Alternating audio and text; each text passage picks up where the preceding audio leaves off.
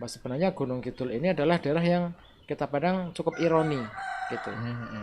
Ada ironi di sini, yaitu penduduk asli kemudian tergeser posisinya dalam kancah peradaban oleh para kapitalis. Itu adalah sesuatu yang ironi itu. Yang menjadi dai itu bukan profesi. Siapapun bisa jadi dai. Ya, itu tugas syarat. Nah, bisa termasuk yang merasa tuh nggak setuju ya dengan Healing. dengan orang-orang berhealing seperti itu. Konsep healing. Iya. Itu menyalai Islam itu. Waduh. Kalau kita mau bahas sampai ke level pemikiran begitu kan Iya. belum ini ya, belum masuk poin itu ke mereka. Jadi tarqiyatul fikri ya, mengangkat pemikirannya itu masih levelnya masih benar-benar jauh. Bismillah. Assalamualaikum warahmatullahi wabarakatuh. Waalaikumsalam warahmatullahi wabarakatuh. Alhamdulillahirrahmanirrahim. Alhamdulillahi wa kafa. Wassalatu wassalamu ala sayyidina Sayyidul Mustafa wa ala alihi wa sahbihi wa man wafa amma ba'du. Ya, alhamdulillah. Kembali lagi bersama kita para santri Panatagama di serial podcast The Mission yang bertepatan pada Ramadan 1447 Hijriah. Ya. Mungkin ini lanjut di episode ke-8 maksudnya. Dan alhamdulillah di episode ke-8 ini saya kedapatan narasumber yang istimewa kali ini. Sebelumnya bersama santri, sekarang saya bersama gurunya santri. Sama kiai kami, Kiai Subhan dan Ustadz Zaid Ifar. Assalamualaikum Ustadz. Waalaikumsalam warahmatullahi. Mana sehat Ustadz? Alhamdulillah selalu sehat, diberi kesehatan. Ya, jujur saya agak grogi ya karena dari kemarin itu ngisinya sama santri, sekarang sama guru-guru saya. Saya jadi takut salah tingkah, salah ngomong gitu. Kayaknya berdua jarang nongol di podcast juga sudah. Belakang layar. Iya, di belakang layar, di depan layar tuh kayak nggak pernah ya gitu. Jarang lah. Iya, jarang. Baru kali ini, bener-bener baru kali ini, apalagi temanya podcast gitu ya. Jadi yang obrolannya intens baru kali ini. Dan insya Allah kita akan membicarakan sesuatu yang agak berbeda ya. Dan kayaknya berkaitan erat sama kegiatan kita kali ini ya, yaitu Safari Dai Muda. Alhamdulillah sekarang udah memasuki hari ke-17 Ramadan. Ya. Nek dainya? Dainya 15 berarti. 15 ya, 15. Alhamdulillah kemarin malam itu udah diadakan nuzul Quran ya. Semalam. Semalam. Pengajian peringatan nuzul Quran. Peringatan nuzul Quran. Tiap dusun ada cerita-ceritanya sendiri waktu kajiannya gimana. Ada yang cuma dapat 20 menit, ada yang lama, ada yang nggak kerasa tiba-tiba udah sejam. Wih. Mantap itu, bisa nggak kerasa sejam itu. Dan alhamdulillah saya juga kedapatan ngisi kemarin juga di pengajian nuzul Quran di Dusun Temuireng gitu. Walaupun ya ada banyak koreksi buat diri saya sendiri. Cuman alhamdulillah kemarin dapat mungkin 40 sampai 50 menit. Lumayan. Iya. Ya cuman itu paling PR kemarin tuh entah ya, mungkin warganya juga dari awal tuh kebanyakan tuh udah ngantuk-ngantuk wajahnya, jadi kadang-kadang interaksi ada tapi seadanya. Mas Yundi, kan di sini lagi pada panen. Sedang musim panen. Jadi pekerjaan atau aktivitas pertanian itu jadi lebih banyak, jadi lebih padat, Semakin capek itu ya. semakin capek, lebih melelahkan lah. Semakin malam semakin kelihatan. Kadang tuh kan warga tuh kalau pas panen tuh ya, misalkan jagung gitu ya, harus bolak-balik ngambil jagung berapa kali gitu. Tapi tetap puasa kan mereka kan? Insya Allah tuh puasa. Ada yang tetap puasa, ada yang wah capek mas, ya udahlah minum. Tapi kalau saya semalam saya singgung juga malahan. Nah itu. Karena itu bukan yang puasanya. Ini kan nuzulul Quran. Itu kita bersahabat dengan Al-Quran. Kalau Dan saya tanya, Bapak Ibu bersahabat dengan apa? Ternyata jawabannya gegang pacul. Khas nih kok. Khas banget Gegang desa. pacul. Terus saya bilang, ya itu bagus bekerja, tapi jangan sampai Qurannya cemburu. Jadi dia nggak pernah dilus-lus, dilus gagang pacul terus gitu. Oh gitu. Ya itu fakta masyarakat sini ya. Jadi kita sadarkan ada seorang sahabat yang sangat agung, jangan sampai cemburu dia. Itu tema saya semalam itu, jangan sampai Al-Quran cemburu. Oh iya, seharusnya sahabat terdekat kita tuh Al-Quran gitu ya maksudnya. Dan sampai dia yang diabaikan, dia cemburu sama hal yang lain. Gagang pacul. Khas nih kok. Kalau saya mirip-mirip poinnya kemarin saya bilang sekalinya disebutkan Al-Quran itu sekalinya disebutkan Ramadan itu dalam Al-Quran langsung dikaitkan dengan unzila fihil Quran gitu, bukan syuri'a fihi asyam. Jadi seharusnya buat warga sekalian gitu. Kalau kita dengar bulan Ramadan itu harusnya yang terbayang adalah interaksi kita dengan Al-Quran gitu. Bukan puasanya. Nek udah terbayang puasanya, nanti yang terbayang adalah nahan lapar, dahaga gitu. Dan akhirnya ya itu fokusnya. Terus akhirnya karena mikirnya capek, waktu hari-harinya itu wah capek, akhirnya mokel gitu. Ya dan lain sebagainya, mirip-mirip. Ya alhamdulillah. Terus sedikit cerita ya di dai-dai kita kali ini. Ya mungkin sebenarnya banyak sih cerita-cerita yang menarik gitu. Mungkin kalau Bapak Ibu sekalian yang putranya itu ikut dai, ditagih aja cerita-cerita dari mereka. Banyak sebenarnya. Stoknya banyak. Iya. Soalnya kadang-kadang kan ada anak yang kalau nggak ditanya tuh dia nggak cerita gitu. Ya, jadi silahkan ditagih aja ceritanya biar mereka juga bisa menyimpulkan banyak hal dari situ. Yang masih jadi top tier cerita para santri itu kayaknya ini ya, yang kertas kultum jatuh itu ya. Masih ada itu. Maksudnya masih anget terus sampai masih sekarang pembahasannya itu. Obrolannya di anak-anak itu. Iya, Kertas kultum jatuh. Teriwayatkan secara terus-menerus. Mutawatir. Mutawatir. Padahal beliaunya juga sudah lulus. Iya. Beliaunya. Ya jadi living legend lah. Nggak tahu beliaunya ikut nontonin apa enggak. Kalau ikut nonton berarti harusnya terpancing tadi. Aku lagi ngomongin aku. Besok kita undang dari narasumber. Ya, ditunggu Mas ya. Inisialnya M. Inisialnya M. banyak kok yang M, Muhammad. Ya itu. Di kali ini mungkin kita itu tadi seperti tadi saya udah spill ya. Kita akan banyak ngobrolin tentang dai itu sendiri. Ya. Ya apalagi kita lagi melaksanakan kegiatannya, melangsungkan kegiatannya nek. Kalau nggak ada pembahasan itu rasanya ya kurang afdol gitulah. Ya takutnya kalau nggak ada pembahasan itu nanti para santri itu lama kelamaan mulai kabur soal apa yang mereka lakukan dalam kegiatan dai itu sendiri. Mungkin sedikit awalan ya, sebagai awalan tentang dai itu sendiri. Kita sudah melangsungkan safari dai muda itu di Gunung Kidul sudah sejak 2017. Kalau nggak salah 2016. Dan itu di GK terus ya Mas? Ya, di Gunung Kidul. Lebih tepatnya di Desa Giri Panggung, Kecamatan Tepus. Sampai 2000. Dan ini masjid yang pertama kali dikunjungi. Ya, yang tempat terakhir. kita Nah, tapping podcast sekarang ini adalah masjid sebetulnya bukan yang pertama, Seth.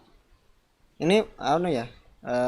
Mungkin ada banyak versi cerita sejarahnya awalnya. Mungkin nanti ya Subhan bisa menambahkan. oh ini yang pertama. Jadi sebenarnya yang pertama kali kita datangi itu desa bernama Bedoyo. Nah, itu. Tapi sana nggak ketemu masjidnya. Oh iya. Bahkan tidak ketemu dengan Belum ada mungkin. takmirnya. Nggak betul. ketemu dengan mertuanya Ustadz yang ngajar di pondok kita gitu. Di sana. Jadi mereka nggak berani memutuskan karena Pak Tamirnya tidak ada. Ya udah kita pulang aja, jalan ke situ. Terus tanya di mana ada masjid, baru ditunjukin sama orang di situ, di bengkel situ. Oh, tempat itu wonten. Nah, kemudian kita naik ke sini. Bengkel Pak Dukuh itu berarti. Bengkel bawah situ yang ada bisnya itu. Ya. Bengkelnya itu. Pak Dukuh. Kemudian kita naik sini dan ketemulah di sini nih. Ini pertama audiensi dengan tampilan masjid ada dari masjid ini. Setelah itu langsung diminta ngisi. Iya. Itu tahun 2015. Lupa nggak tahunya. Tapi jalannya di sini masih belum diaspal begini. Belum, masih semen 2 kanan blok. kiri. Iya. Si carblok. Kita gitu ternyata. Berarti udah berapa? 10 tahun. 2006. Iya, 10 tahun. 10 tahun. 10 tahun. Iya, cukup lama. Tapi kan sempat ya, vakum tuh kan ya. Dari 2019 sampai 2022. 3 tahun aku. 3 tahun berarti 2020. 2020, 2020. 2021, 2022. Oh iya. Jadi 3 tahun 3 libur. tahun. Mungkin ya 7 tahun lah ya kira-kira. Iya, 7 tahun. 7 tahun. Kayaknya lebih dari itu deh kayak. Enggak lah. Ya 7 itu kayaknya. Ya. 7 tahun dan alhamdulillah terus mengalami peningkatan baik dari kuantitas lokasi penerjunan Ya sekarang dan sudah. semoga meningkat juga kualitas para dai yang diterjunkan. Oh iya, amin. 7 tahun soalnya. Walaupun memang generasinya silih berganti ya, apalagi setelah Covid itu kan generasi awal Iya. yang punya pengalaman lebih itu kan sudah lulus semua toh. Udah lulus dan udah enggak. Nah, menyisakan gitu. menyisakan santri-santri yang belum pernah menjadi dai, belum pernah diterjunkan sebagai dai. Jadi ya setelah Covid itu kayak riset lagi dari nol. Nah, Kayak riset lagi dari nol. ya makanya waktu itu juga rame-rame asatidnya juga jadi Ya, pendamping semua tuh kan. mendampingi. Buat ngasih contoh, ngasih arahan secara langsung. Iya. Emang itu juga sih berarti saya kebetulan nggak baru-baru banget ya, agak tengah dari jangka waktu itu berarti. Ya udah. Pertama ikut tahun berapa? Pertama ikut tahun berapa? 2023. Udah 4 tahun kan, dari 4 dari 7 kan. Iya. Lumayan. Ya sih, saya juga menyadari itu waktu dai ke dai itu ngelihat ini ketemu santri yang baru lagi, dia harus menyesuaikan lagi mana setiap santri itu kan beda-beda kan kualifikasinya kualitasnya. Jadi ya macam-macam, sampai keluhan-keluhan di kelompok tuh anggotaku yang begini, anggotaku begitu, itu macam-macam lah, banyak gitu. Bahkan saya juga pernah jadi orang yang mengeluhkan kayak gitu. Punya banyak keluhan maksudnya. Ya cuman alhamdulillah sekarang udah karena udah lama jadi sudah terbiasa gitu dengan hal seperti itu. Mungkin kalau ada yang tidak paham soal dai atau kegiatan safari dai muda, itu secara umum konsepnya mirip sama KKN saja. Kayak KKN, bedanya mungkin ini fokus di masjid atau kegiatan-kegiatan keagamaan. Iya. Tuh. Ya, namanya dai. Ya, bukan KKN. Pendak. Tapi konsepnya kayak KKN. Jadi santri, kalau KKN kan mahasiswa ya, diterjunkan di mana gitu. Ini santri diterjunkan jadi dai. Itu safari dai muda. Dan Ya namanya juga dai muda butuh banyak belajar. iya sih memang. Apalagi yang baru-baru ikut kayak kata Mas Jundi tadi. Benar-benar butuh banyak bimbingan, benar-benar butuh banyak kesempatan untuk bisa belajar secara langsung. Jadi harusnya dan insya Allah kalau ikut dai terus ya nanti lama-lama juga meningkat kemampuannya untuk berdakwah. Ya, berarti 3 tahun nggak cukup ya, harus lanjut kayaknya. Bahkan dulu itu ada yang ikut dai dari kelas 7 juga ikut saat itu dulu ya.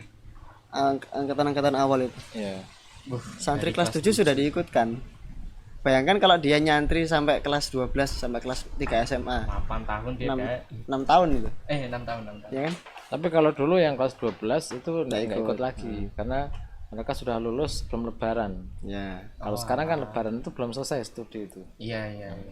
Ada pergeseran kalender hijriah dengan masehi. Iya. Ya dulu kelas 7 sudah ikut deh kan. Kelas 7 ikut tapi 12 nggak ikut. Ya berarti sama kayak sekarang kelas 8. Kelas 7 nggak ikut, kelas 8 sampai 12 Ikut. Dan itu di GK terus ya, maksudnya Gunung Kidul terus. Kira-kira ada satu alasan gitu nggak kenapa kita selama ini tuh dai-nya milih di Gunung Kidul dari tahun itu sampai sekarang itu masih di Gunung Kidul? Ya sebenarnya pada mulanya kita cuma memandang ada daerah yang minim para pendakwah gitu. Iya, banyak daerah terpencil juga ya sih. Minim para pendakwah dan tingkat keberagamaan mereka juga akhirnya masih tipis-tipis gitu. Karena ya itu tadi minim para pendakwah itu. Jadi kita ingin mencoba untuk ikut nimbrung di situ. Meskipun ya nggak populer sih. Gitu di ngapain gitu di daerah terpencil gini kemudian kita terjun dai itu ngapain? Karena kalau yang keren itu kalau lulusan pondok itu nanti kalau di kota nih ya, paling yang keren itu nanti bikin daurah, Iya, bikin poster terkenal. mejeng di program-program. Ya nanti lulusan mana gitu. Kalau kita kan LC kita, Iya. lulusan Condrowangsa. Lulusan Condrowangsa. Ya, LC. Lalu kan bisa didandani itu. Iya. Nanti ngisi kajian kiroat, gitu. Ngisi kajian hadis bisa, itu bisa. Tajwid juga nanti laku. Sebetulnya santri Panotogomo kalau mau mejeng, misalkan dia sudah pernah ikut dai, nanti juga bisa nambahkan satu titel dai muda dari tahun berapa sampai tahun berapa gitu. Iya itu Itu kalau mau jualan nama. Itu kan kalau mau jualan ya. nama ya. Tapi satu lagi yang kita jadi prinsip jalan sunyi. Oh iya. Pengennya begitu. Ya itu kalau dulu awalnya memang suatu keinginan untuk bisa nimbrung di masyarakat. Tapi dengan berlalunya waktu kita jadi menemukan banyak hal ternyata di sini itu seiring dengan interaksi kita dan juga pemahaman kita. Bahwa sebenarnya Gunung Kidul ini adalah daerah yang kita pandang cukup ironi gitu. Ada ironi di sini, yaitu penduduk asli kemudian tergeser posisinya dalam kancah peradaban oleh para kapitalis. Itu adalah sesuatu yang ironi itu. Iya. Itu harusnya penduduk setempat itu adalah mereka lah yang memiliki daerah itu. Tapi sekarang itu ya mungkin itu kalau cuma Gunung Kidul sih ya. Maksudnya di mana-mana ya. Di mana-mana. Jadi karena berkuasanya para kapitalis. Nah, terkecuali di sini di Gunung Kidul yang sebenarnya landscape atau bentang alam Gunung Kidul itu bentang alam yang menantang. Yang menantang, tapi indah gitu. Iya. Kayak gunung beneran. Iya benar-benar. Kan menantang loh. Menantang. Tapi indah. Gunung gitu. Ya. Dan keindahan itu kan dieksploitasi untuk memanjakan orang-orang yang haus akan apa ya? Materi, harta. Ya mereka butuh wisata, butuh keindahan ya. Akhirnya sekarang yang terjadi para pengembang itu berpikir bagaimana memanfaatkan kesukaan orang-orang untuk berwisata dengan mengembangkan daerah untuk menjadikan destinasi wisata. Dan Gunung Kidul sekarang faktanya di Yogyakarta menjadi daerah nomor 1 sebagai destinasi wisata terindah dibandingkan yang lain. Yang dulu Bantul, Bantul sekarang kalah. Bantul ya masih bisa bertahan dalam kuliner gitu. Tapi untuk destinasi wisata tempat-tempat yang indah jadi kalah. Hanya tiap-tiap provinsi pikirannya adalah berlomba-lomba untuk meningkatkan destinasi wisata. Kalau Gunung Kidul ya, andalannya pantai. Itu Pantai. hampir semua pesisir selatan yang Gunung Kidul, hampir semua ya sudah berubah jadi pantai. Bahkan sekarang ada yang sudah berubah jadi yang kayak HH Skyview itu hitungannya apa ya? Bukan pantai itu ya. Kan di sana juga ada HH Ocean View. Ya dari dulu pantai. Maksudnya tuh gini. Dikembangkan menjadi wisata pantai gitu. Dan itu maksudnya kalau wisata kan butuh modal, harus membangun sarana prasarana wisata yang indah kan. Lama-lama bangun resort, bangun hotelan gitu kan. Kan masyarakat mana bisa begitu. Pasti yang melirik akhirnya siapa? Modal. Para pemodal. Masyarakatnya jadi apa? Tukang parkir gitu. tukang jualan. Iya, kayak gitu aja. Bahkan kadang nggak boleh loh Jun jualan boleh. di dalam juga. Nanti yang jualan malah mereka Heeh. Oh ya, yang bisa bikin toko-toko yang bagus gitu. Sampai segitunya aja. Lapak-lapak tenda tuh nanti harus malah dengan bikin pajak-pajak kotor juga gitu. gitu. Iya. Setoran. Dan untuk ukuran-ukuran kayak gitu orang-orang desa tuh udah gak kuat gitu buat Ya akhirnya mereka ya cari berkah cipratannya dengan jadi tukang parkir retribusi itu. iya iya. Sampai kemudian akhirnya juga ada yang khilaf tergoda ya pungli. Iya. Kan artinya itu tandanya saking ironisnya.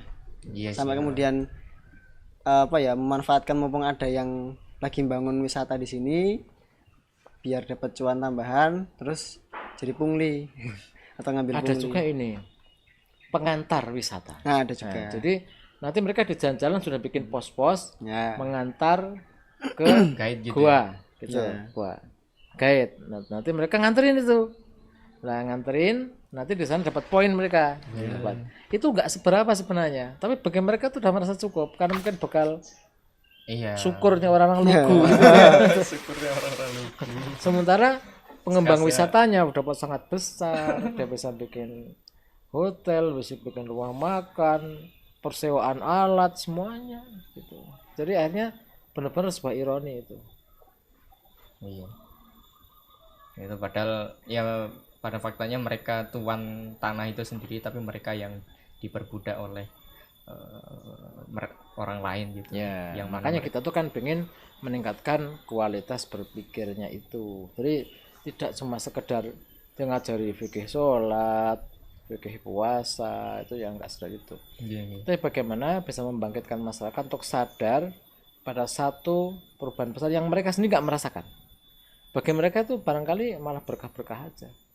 Gitu. Tapi pemikiran tentang bahwa mereka terjajah itu tidak ada. Jadi itu yang sangat berbahaya sebenarnya. Jadi orang dijajah Nggak sadar. tapi nggak sadar kalau ada dijajah itu tuh. Itu penyakit yang paling berbahaya itu sebenarnya itu. Dan itu nggak cuma di Gunung Kidul saja. Ya, Itu merata rata itu. Cuman emang merata itu. Isu global itu. objek yang dijajah itu nanti beda-beda. Kalau di Gunung Kidul alamnya. Gunung Kidul itu kan masuk apa geokars ya Jun ya. Iya, geokars. Mulai dari Gunung Kidul sampai Pacitan ya kalau nggak salah ya. Sampai Iya. di gunung-gunung. Geokars Gunung Sewu. Jadi kan itu Bahkan Tulungagung sangat menarik perhatian banget gitu. Iya. Karena begitu banyak potensi. mampir ya begitu kita datang ke Gunung Kidul atau Pacitan Wonogiri sama landscape-nya kan benar-benar beda sama yang lain. Kayak Iya. pegunungan tapi kok karst. Sampai ada yang meneliti lebih dalam. Ini kenapa kok bisa muncul pegunungan karst di sisi selatan dan cuman sekitaran situ aja. Kok nggak merata di selatan dari Banyuwangi sampai Banten sana gitu loh. Sampai ada yang kayak gitu. Ya jadi maksudnya fenomena dijajah tapi nggak sadar itu banyak. Nggak cuma di Gunung Kidul. Tapi kalau di Gunung Kidul ini ya satu tadi itu alamnya. Karena landscape-nya berbeda, unik yang menarik perhatian. Terus juga banyak calon-calon pantai yang biasa kemudian diolah dibuka jadi pantai-pantai baru terus dikembangin sampai jadi resort. Ya. Oh iya. Jadi Pemda sendiri juga malah suka gitu. Mereka dapat poin gitu. Karena bagi mereka munculnya wisata baru, destinasi baru Cuan. adalah cuan baru, income bagi pemerintah. Udah khas pola pikirnya Ya, kapitalis income gitu ya pemerintah. segala. Tapi yang kembangin kadang itu pakai danais itu nggak cukup. Danais nggak cukup tuh. Pasti yang datang adalah pemodal. Pemodal. Kemudian pemerintah dapat income itu. Nah itu sebenarnya satu ironi sih. Malah kadang apa ya sampai itu pemerintah daerahnya sendiri itu sampai mencarikan dan menyediakan lahan sampai segitunya. Artinya berarti kan mereka yang menyuguhkan Iya. ke para pemodal, ke para kapitalis itu. Bahkan kayak sampai ada warga-warga yang disuruh minggir gitu loh. Iya, digusur gitu ya. Pemukimannya kan Terus kadang diganti juga nggak pindah nggak seberapa. Kalau nggak salah ini kan ada jalan baru ya JLS. Iya, yang Jalan Lintas Selatan itu kan juga banyak terjadi penggusuran di sana. Kalau nggak salah itu ya cukup banyak warga yang dapat ganti itu tapi nggak sesuai jumlah yang harusnya mereka dapatkan, nggak sebesar hak yang mereka dapat, yang seharusnya mereka dapatkan. Wah, Ya mungkin cerita ini banyak terjadi juga ya di banyak daerah, cuman sampai menyasar ke wilayah-wilayah pedalaman kayak gini kan berarti saking rakusnya ya. iya. Kabeh dibabat gitu. Pokoknya udah apa namanya, udah khasnya kapitalis itu segala potensi yang bisa diuangkan akan diambil, tidak disia-siakan. Padahal ya kalau dipikir-pikir nanti di baliknya itu kan ada yang perlu dipertimbangkan gitu, kayak nilai-nilai yang hilang, kemudian dampak-dampak buruk gitu. Ya, cuman karena itu udah terlanjur. Kerusakan alam itu Kerusakan alam. jelas banget. Kerusakan alam sudah pasti ya, karena seperti hutan dibabat jadi jalan besar. Memanjakan orang lewat jalan, coba kita lewat jalan kan enak banget ya. Iya, enak bahkan Sampai kita speeding lewat, gitu. bahkan kemudian Anda di videokan tuh meliuk-liuknya tuh, itu bahkan orang mengira tuh AI loh, padahal real itu di situ. Saking bagusnya. Saking bagusnya. Kan untuk memanjakan. Tapi yang sebenarnya yang terjadi pada faktanya, hutan yang hilang gitu kan, satwa yang terusir, bahkan rumah penduduk yang tergusur, Gunung yang dibelah. ya, gunung yang dibelah, bener-bener dibelah itu. Iya. Nah, kita nanti bisa bikin video di situ, dikiranya tuh bikinan AI padahal real gitu. Tapi yang sebenarnya lebih parah itu bukan kerusakan alam, itu kerusakan manusia. Maksudnya ada dua kerusakan itu. Satu, justru memperkuat hegemoni penjajahan, di mana orang-orang yang tertentu, kalau dulu kan ada istilah mental inlander ya, itu aja seperti itu. Itu kan iya inlander. jiwa-jiwa terjajah itu nggak bisa bangkit-bangkit. Jadi dulu terkenal kalau mereka sudah dijajah Belanda gitu pada masa itu, inlander dan mereka sudah merasa nyaman-nyaman aja menjadi budak gitu. Dan itu penyakitnya tuh ke bawah sampai sekarang. Ini untuk menyembuhkan ini sangat berat ini. Itu proyek peradaban yang besar. Yang kedua adalah justru keagamaan mereka itu tergerus karena wisata. Orang wisata itu bukan misi dakwah, wisata itu misi-misi syahwat itu. Namanya misi sama dunia. Ya sama dunia itu. Baik orang yang datang ataupun para pengembangnya. Bisa termasuk yang merasa tuh nggak setuju ya dengan Healing. dengan orang-orang berhealing seperti itu. Konsep healing. Iya. Itu menyalai Islam itu. Waduh. Nah, kita mau dakwah sampai ke level pemikiran begitu kan, belum ini ya, belum masuk poin itu ke mereka. Jadi tarqiyatul fikri ya, mengangkat pemikirannya itu masih levelnya masih benar-benar jauh. Tapi kalau dai di sini nanti kita ngomong dai hanya masalah sunnah bid'ah ya malah menimbulkan perpecahan baru ya, tidak pada akar apa yang terjadi di sini untuk kita rubah gitu loh. Bahwa sebenarnya Islam itu rahmat Islam itu berbentuk seperti apa ingin kita hadirkan dalam suatu dakwah gitu. Tapi narasi kita kadang belum bisa diterima. Gitu. Ini sebuah perjalanan sih sebenarnya. Kalau bisa dibilang itu tadi apa ya, poinnya cukup ekstrim, tapi sebenarnya kalau ketika kita, tapi sebenarnya itu kalibrasi yang sebenarnya gitu loh. Dan membuktikan kalau dirasa poinnya tadi terlalu ekstrim, berarti jauhnya udah terlalu gitu ya. Makanya itu masih poin tadi itu masih sebenarnya kurang sekali buat diterima, masih susah banget buat diterima. Ya emang ya realitanya kayak gitu deh jadinya. Ya sebenarnya menarik sih soal mentalitas terjajah itu. Saya juga pernah dapat poin itu di waktu baca bukunya Bu Vika Komara tuh, kasih Geopolitik dunia ibu atau apa? Yang mana? Bukan yang terkenal kan itu soalnya. Yang warna merah, Muslimah negarawan. Yang urban apa? Warna merah itu yang paradai apa gitu lupa. Oh ya. Wah itu pokoknya itu tuh dibahas di awal tuh sebagai pembuka soal mentalitas terjajah. Ketika sudah terbiasa terjajah, kemudian mereka dipenuhi dengan sekedar pundi-pundi pemenuhan pokok kehidupan, ya udah mereka nggak sadar kalau ternyata ada mereka sudah terjajah di. Walaupun sadar ya nggak mempermasalahkan itu. Iya. Karena sudah ya udah merasa cukup. Jadi menempatkan qanaah pada posisi yang salah. Itu namanya kehilangan identitas ya. Kan sebenarnya Muslim itu kan seorang Muslim itu adalah penguasa gitu loh, penguasa. Iya iya. Jadi mereka Ruler ya. hidup itu untuk menguasai sebagai seorang Muslim, karena kekuasaan itu akan dijadikan untuk menghadirkan Rahmat Islam. rahmat Islam itu sendiri. Rasulullah juga begitu, didatang ke Madinah itu meraih kekuasaan. Ini kalau kalimat begini sangat sangat dikritik ini. Iya. Kok Anda kejam sekali mengatakan Nabi haus kekuasaan? Bukan begitu. Memang kekuasaan itu demi menghadirkan rahmat Islam itu sendiri. Nah, sampai ke level pemikiran ini itu masih terlalu jauh orang-orang itu. Sehingga mereka tidak bisa mengerti. Akhirnya mereka hidupnya hanya survive. Sehingga seorang Muslim jadi pada akhirnya mereka kehilangan misi-misi hidupnya. Mereka yang ada hanyalah pengen survive. Survive-nya pun bukan survive sebagai seorang penguasa. Survive sekedar bisa memenuhi hajat hidupnya, mau ngawulo itu mengabdi kepada tuan manapun.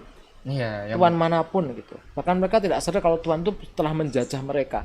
Ini yang namanya mental inlander tuh kayak gitu itu. Itu kasihan itu. Iya, kasihan.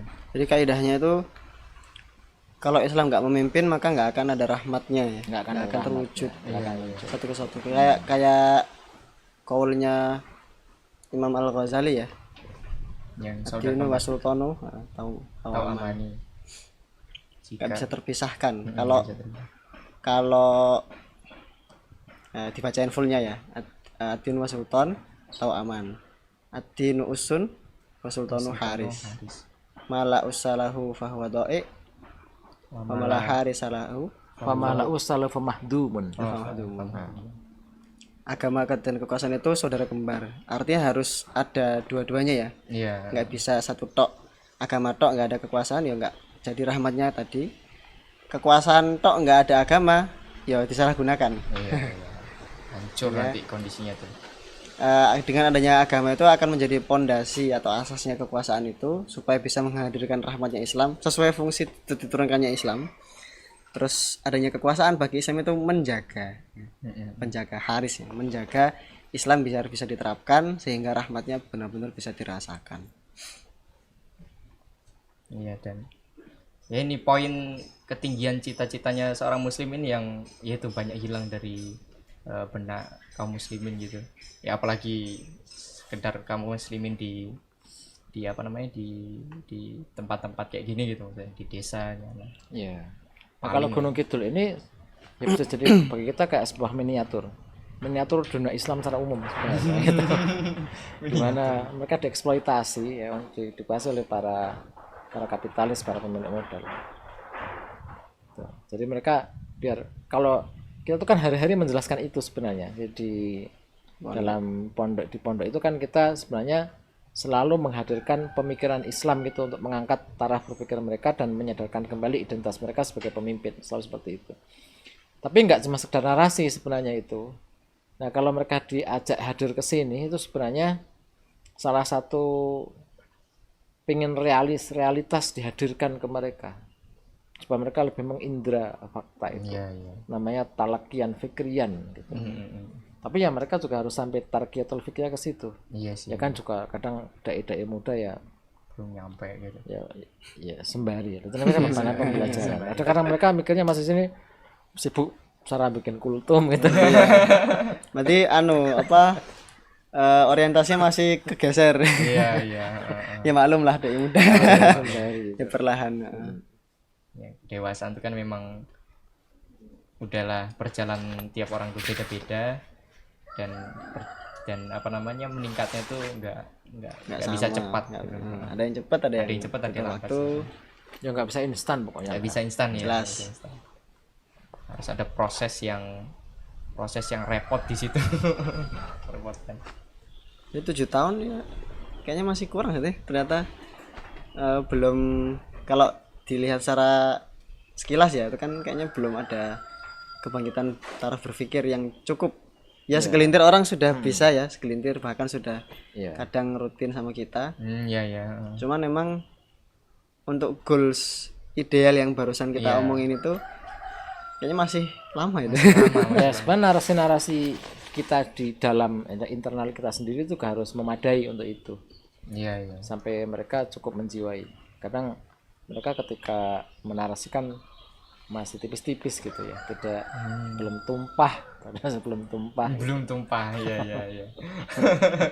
Karena kayaknya posisi Kalimat-kalimat para dai muda di sini tuh juga diperes. bukan apa ya, posisi mereka tuh kayaknya kurang kuat itu loh. Iya, Jadi untuk bisa menginfluence sampai kemudian bisa naikkan taraf berpikir itu kayaknya memang agak-agak susah kalau buat mereka ya, karena kan dai muda, keberadaan mereka di sini itu di sisi para warga itu belajar. Iya, sebagai orang yang belajar. Iya, sehingga Posisinya. ya namanya murid yang belajar, maka dia bukanlah sosok yang diikuti biasanya. Sosok yang diikuti kan ya kayak guru, Iya. ustadz gitu kan.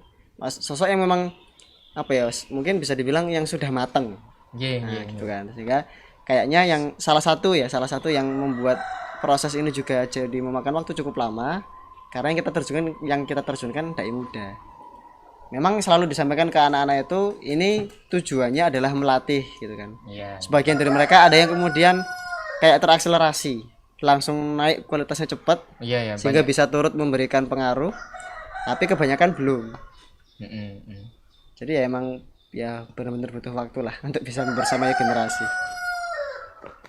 Ya itu memang apa ya, udah tabiatnya perjuangan. Iya.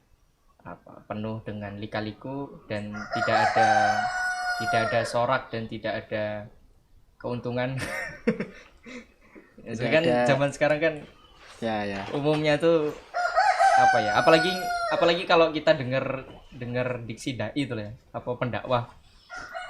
Itu kan umumnya orang-orang tuh kan mendakwah, kemudian ya itu seperti yang Kiai Zuban bilang, ketika ada titel dai itu nanti akan jalannya tuh akan ke program daurah, tidak apa namanya ya, itu umumnya nggak kayak yang seperti yang coba kita usahakan di sini gitu.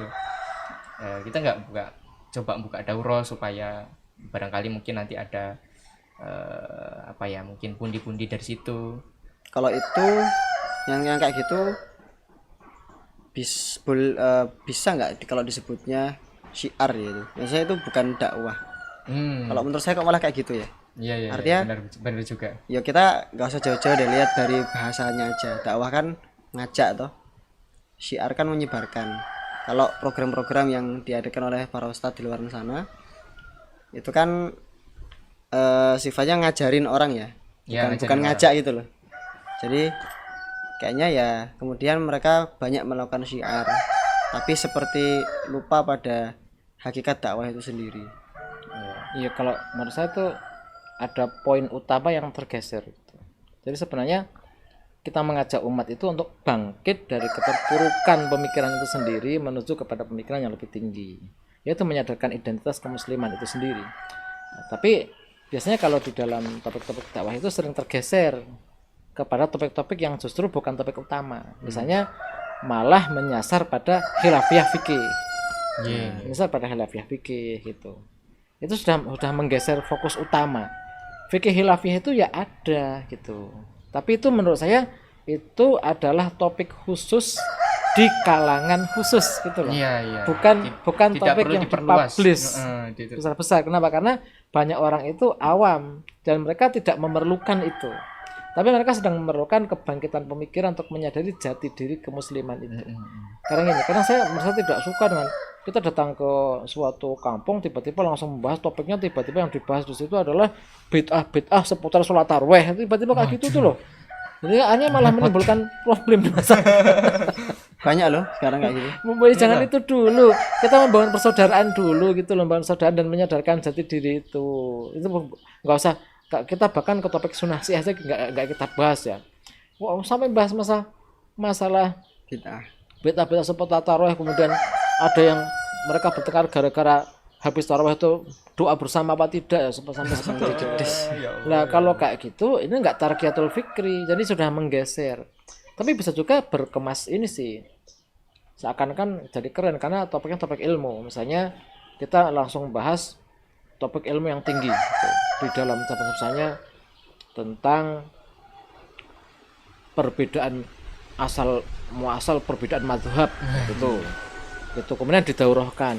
Ya bagus, keren nanti ustadznya, Iya. tapi bukan di situ problematika umat utama sebenarnya. Bukan di situ, itu nanti. Dan kalau itu akan ada, itu di topik khusus gitu. Jadi kita sebenarnya pengen menyentuh sisi problematika umat yang paling utama itu tadi.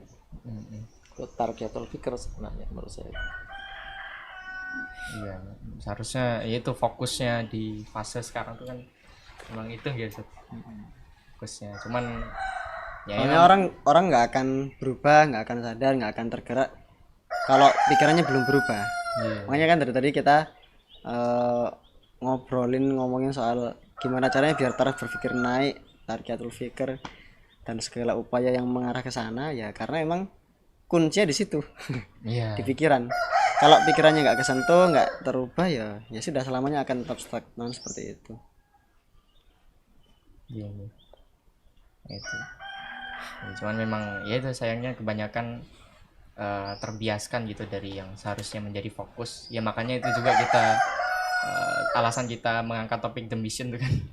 Ya kan? Fokus Yes, pada misi. Supaya bisa kembali kalibrasi fokus kita gitu. Apa yang harusnya kita utamakan dan kita jadikan sebagai misi gitu. Dan ya hal itu udah dicontohkan itu nggak sama para pendahulu kita ya Ustaz. Yang sudah Ya para daudi Islam awal di negeri ini. ya. Oh, wali. Mm-mm. Oh ya.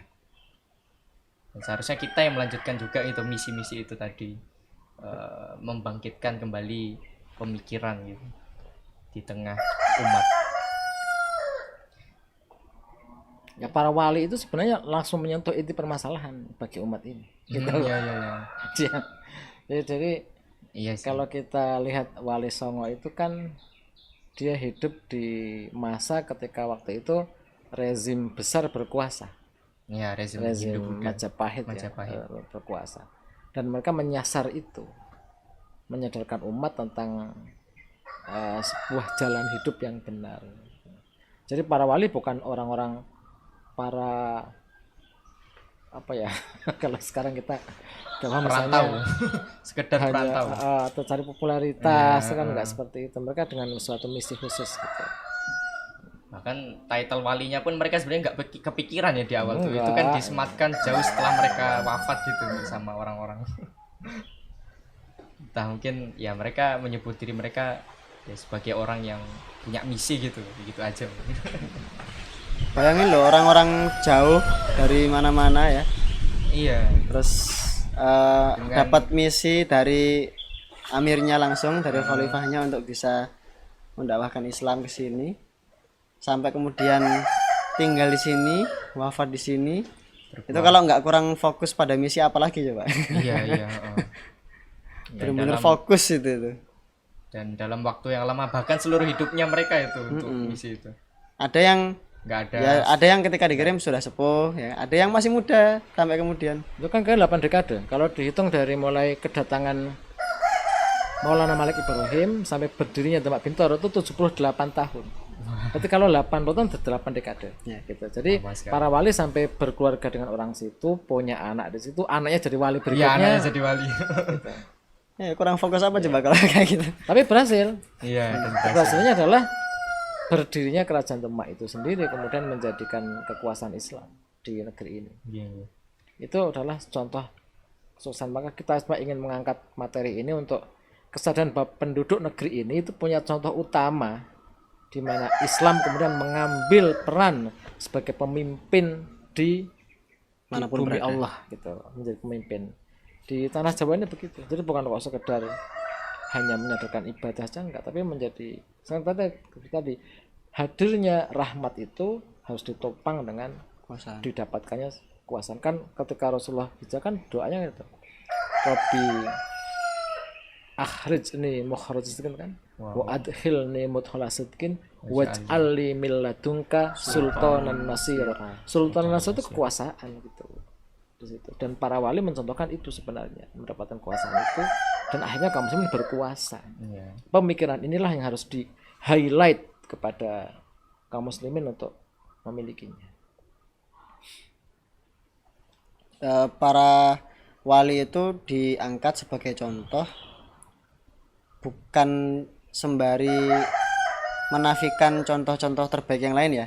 Artinya seperti para sahabat Rasulullah misalnya, oh itu jelas contoh terbaik juga, bahkan dipuji sebagai zaman terbaik kan.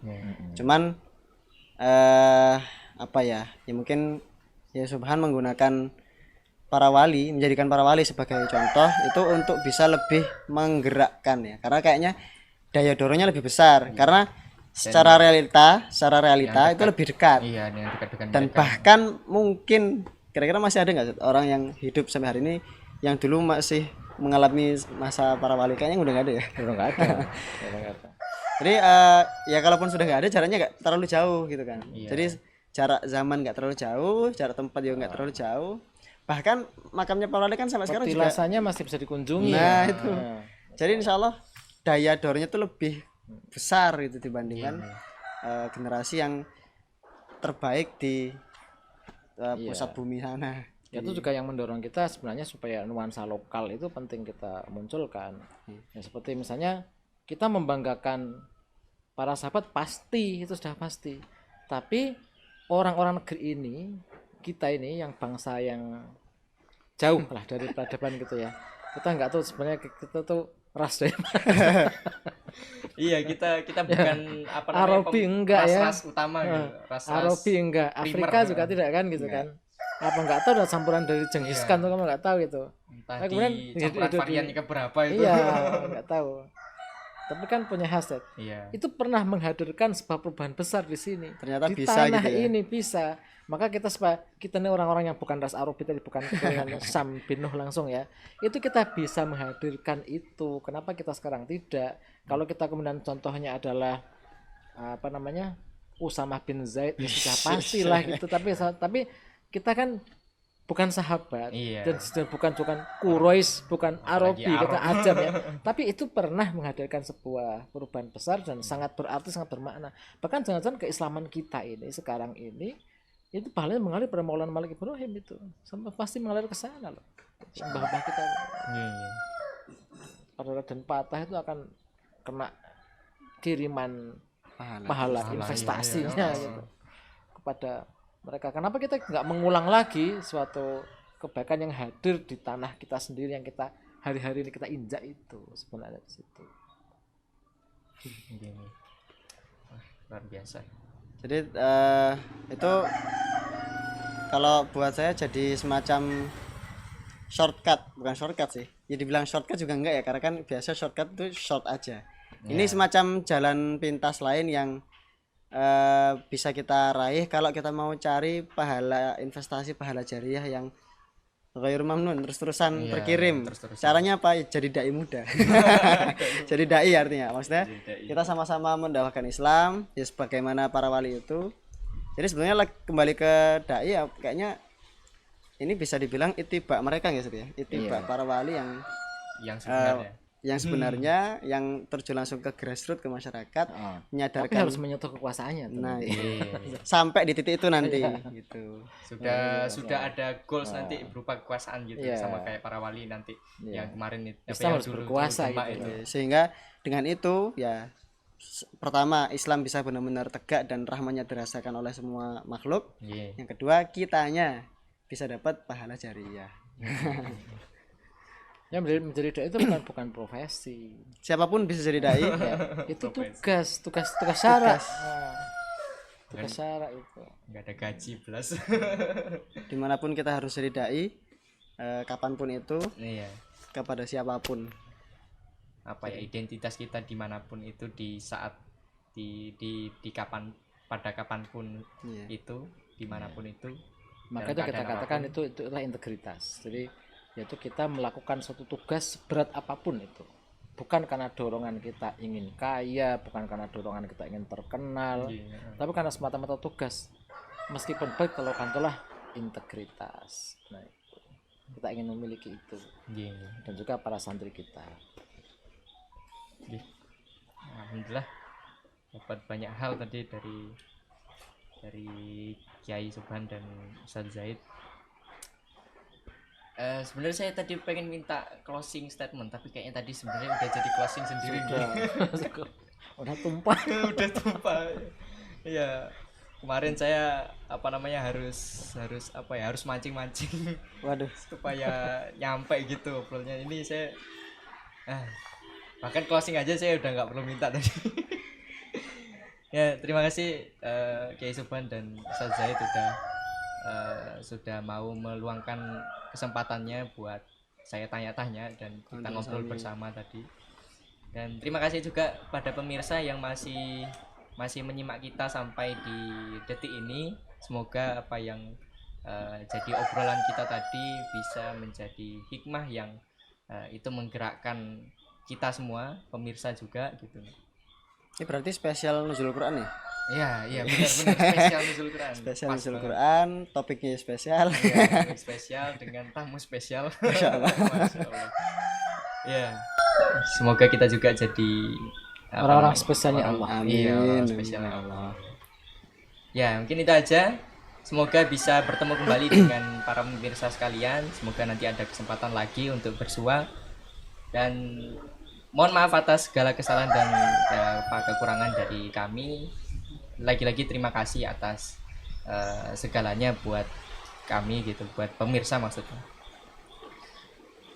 Ya, mungkin gitu aja nggih. Wassalamualaikum. Saya sebagai host Abdurrahman Jendul Al-Lebih pamit undur diri. Wassalamualaikum warahmatullahi wabarakatuh. Waalaikumsalam warahmatullahi wabarakatuh.